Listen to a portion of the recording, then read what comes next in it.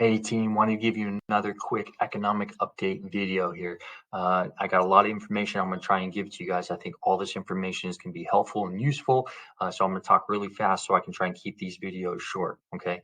First of all, the mortgage bond market has been continuing to deteriorate. We already talked about a couple things that are causing that. The jobs report with all that misleading information in there. The CPI report, which was showing inflation decreasing, just not as fast as the market wanted.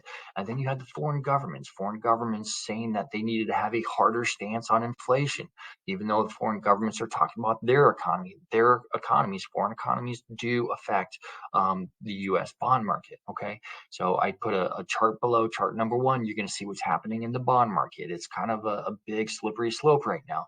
The good thing for us is we do have more reports coming out soon that are going to show support for decreasing inflation. Okay, decreasing inflation is going to help the bond market come back up, which means mortgage rates are going to come back down. Okay, March 14th is going to be a good report, and then the big one's March 10th. Or May 10th, I'm sorry.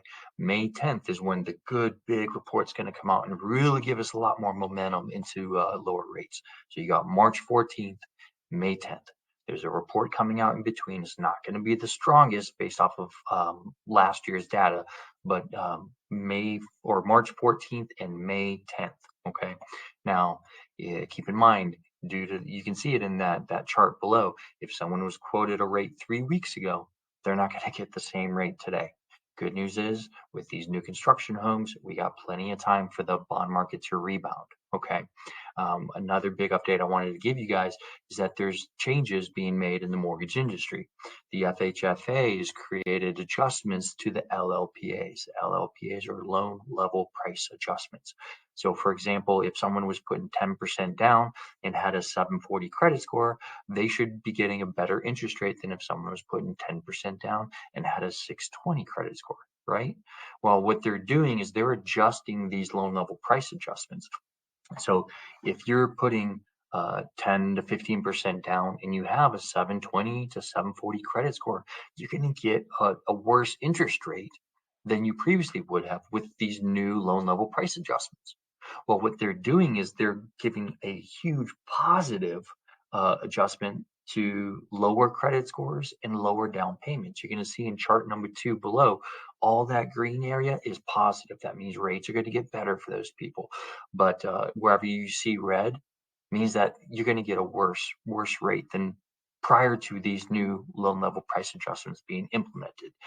It's supposed to help first-time home buyers maybe be able to stir up some activity and get them back into the market. But it's looking like they're kind of hurting well-qualified buyers as well. So I'm not sure why that piece was added in there. I understand trying to help first-time home buyers, get them into the market, get them a little bit better of a deal, but hurting well-qualified buyers, that just doesn't make sense to me. So lastly, happy birthday to my beautiful, wonderful wife. She is officially a residential speed limit, 35. And of course, if you guys have any questions on anything I talked about, I can slow it down and have more of a conversation with you. So just give me a call anytime, 919-780-9127. Thanks.